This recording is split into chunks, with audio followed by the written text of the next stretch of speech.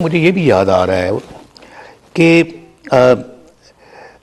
میں نے جب مجھے پتہ لگا کہ 6 تاریخ کو سزا سنائی جا رہی ہے جولائی کی، غالباً 6 تاریخ تھی، تو میں نے کہا کہ ابھی میری یہاں وائف بہت بیمار ہیں، ابھی وہ بے ہوش ہیں، کومے میں ہیں، ہوش نہیں ہے، جب سے میں آیا ہوں مجھ سے بات بھی نہیں ہوئی ہے، سلام بھی نہیں ہوئی، اور تقریباً 1 مہینہ ہو گیا ہے۔ تو اگر نیب کے جو جج صاحب ہیں وہ فیصلہ 6 تاریخ کو نہ سنائیں، میں 1 ہفتے کے بعد پاکستان چلا جاؤں گا، تو جو بھی انہوں نے فیصلہ سنانا وہ میری موجودگی میں سنائیں۔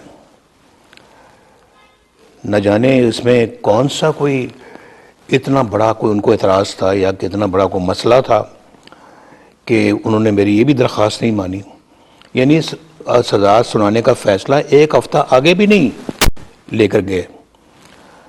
تو چونکہ آگے الیکشنز بھی آ رہے تھے، تو مقصد یہی تھا کہ الیکشن سے پہلے نواز شریف کا فیصلہ سنایا جائے، اور نواز شریف جو نا وہ فیصلہ سن کے ڈر کے پھر یہیں رہ جائے اور وہ پاکستان نہ آئے۔ میں جہاں تک ریڈ کرتا ہوں میرا خیال ہے کہ غالباً یہی بات تھی۔ میں نے مریم کو کہا، میں نے کہا مریم سزا کا انہوں نے سنا دی ہے، مجھے 10 سال سنا دیے، تمہیں 7 سال سنا دیے، اب پاکستان چلیں گے۔ مریم کہنے لگی کہ میری والدہ تو بیمار ہیں اور ہوش بھی نہیں آئی، ڈاکٹرز بھی کہہ رہے ہیں کہ بہت تشویشناک حالت میں ہیں۔ تو میں نے کہا کہ کچھ قومی اب فرائض ہیں، ان کی بجاوری بھی بہت ضروری ہے، تو ہم اپنا جو ہے نا وہ بہت ایسی چیزیں ایسی ہوتی ہیں کہ پھر تاریخ میں اس کا جواب بعد میں نہیں دیا جا سکتا۔ تو چلتے ہیں، اللہ تعالیٰ سے دعا کرتے ہیں اللہ تعالیٰ ان کو صحت تندرستی عطا فرمائے، اور اسی لیے ہم پھر بار بار ان کو کہہ رہے تھے، ان کو جگانے کی کوشش کر رہے تھے، اپنی آواز ان تک پہنچانے کی کوشش کر رہے تھے، جس کی ویڈیوز آپ نے سنی ہوں گی، اور مریم بھی ساتھ ساتھ رو رہی تھی، ساتھ ساتھ ان کو پکار رہی تھی۔ تو وہ پورے اپنا میری چھوٹی بیٹی بھی یہاں وہ مناظر دیکھ رہی تھی، میرا بیٹا حسین بھی اور حسن بھی وہ مناظر دیکھ رہے تھے۔ بہرحال ہم نے پھر ان کو خدا حافظ کہا اور ہم پاکستان چلے گئے۔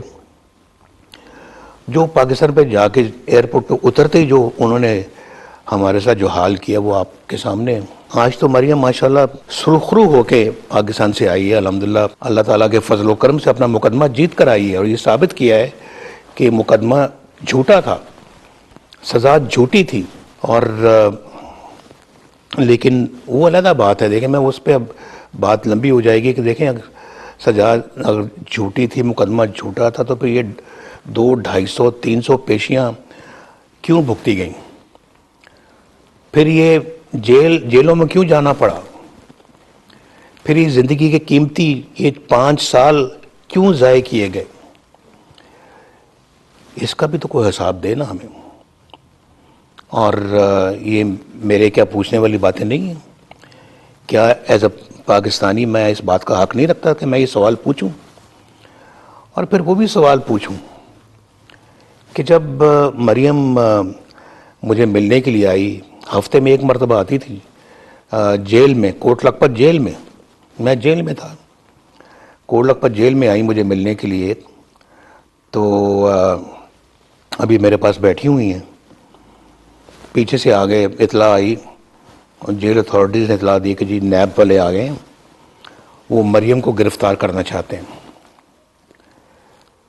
تو مریم میری طرف دیکھنے لگی، تو نیب والوں سے پوچھا گیا کہ وہ کیوں گرفتار کرنا چاہتے ہیں؟ کہ وہی جو جھوٹا کیس لے آئے ہیں اور گرفتاری کے وارنٹس بھی ساتھ لے آئے ہیں۔ مریم کی چھوٹی بیٹی بیٹھی ہوئی تھی ساتھ، جو سب سے چھوٹی بیٹی ہے، وہ یہ منظر دیکھ کے رونا شروع ہو گئی، لیکن میرا نہیں خیال کہ نیب والوں کے دل میں کوئی رحم آیا ہوگا۔ انہوں نے جناب کہا جی کہ چلیں آپ ہمارے ساتھ۔ تو مریم مجھ سے پوچھتی ہیں کہ میں یہ آئیں تو میں اب جا رہی ہوں، تو میں نے کہا بیٹا اللہ مالک ہے، جب یہ اپنا ایک ہم اپنا حق پر ہیں تو ہمیں گھبرانے کی ضرورت نہیں ہے. میری آنکھوں کے سامنے مریم کو انہوں نے گرفتار کیا. وہ بیٹی روتی رہی اور اس کے بعد مجھے میرے جیل کے اندر سیل میں وہ واپس لے کر چلے گئے اور وہ بیٹی چھوٹی جو ہے وہ روتے روتے وہ اس کو گھر واپس جانا پڑا اکیلی کو.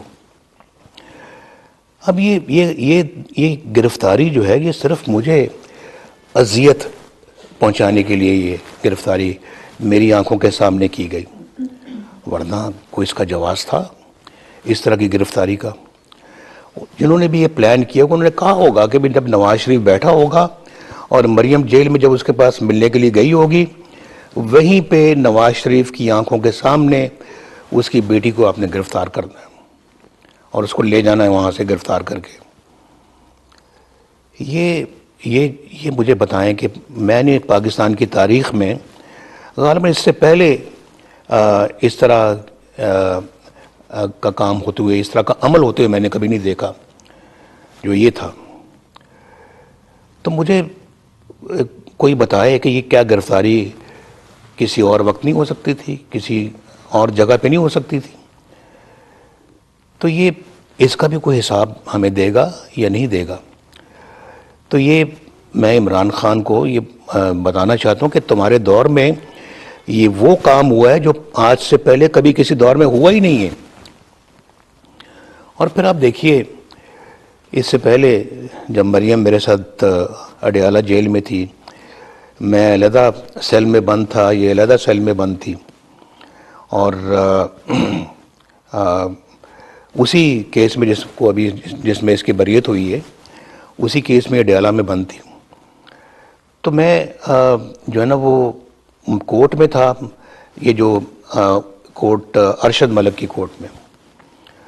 تو وہاں مجھے اطلاع ملی کہ آپ کی بیگم کی، کلثوم نواز کی جو ہے وہ طبیعت پھر خراب ہوئی اور وہ آئی سی یو میں چلی گئی اور بے ہوش ہیں. تو مجھے بہت فکر ہوا اور میں نے وہاں کورٹ میں تو کوئی راستہ نہیں تھا کہ میں کسی سے کہتا کہ آپ مجھے میری بات کروائیں. میں جیل چلا گیا، وہاں مجھے جیل لے گئے کیونکہ ہر پیشے کے بعد وہ جیپ میں بٹھا کے جیل لے جاتے تھے. تو وہاں پر میں گیا تو وہاں جو ہے وہ سپرڈنٹ جیل کے کمرے میں سیدھا گاڑی سے اتر کے گیا. تو میں نے کہا کہ میری بیوی کی طبیعت بہت خراب ہے، مجھے ابھی لندن سے میسج آیا ہے، تو آپ مجھے میری بات کروا دیں. تو میری شکل دیکھنا شروع ہو گئے. میں تو بات نہیں آپ کی کرا سکتا. میں نے کہا آپ کی ٹیبل پہ 2 موبائل فون پڑے ہیں، یہ 3 لینڈ لائنز پڑی ہوئی ہیں، تو آپ 1 سیکنڈ میں میری بات کرا سکتے ہیں. میرا ٹیلی فون بلائیں اور میرے سے بات کرا دیں. اس پہ آپ کو نہیں ہمیں تو جو ہے نا وہ اس کی اجازت نہیں ہے. میں نے کہا اس کی اجازت لینے کی آپ کو ضرورت کیا ہے؟ یہ تو ایک اپنا بہت ہی یہ اپنا ایک انسانیت کا معاملہ ہے. کوئی اس میں اجازت بعد میں آپ کہہ سکتے ہیں کہ جی چونکہ ایمرجنسی تھی آپ نے بات کرا دی. بات نہیں کرائی. میں نے ان کو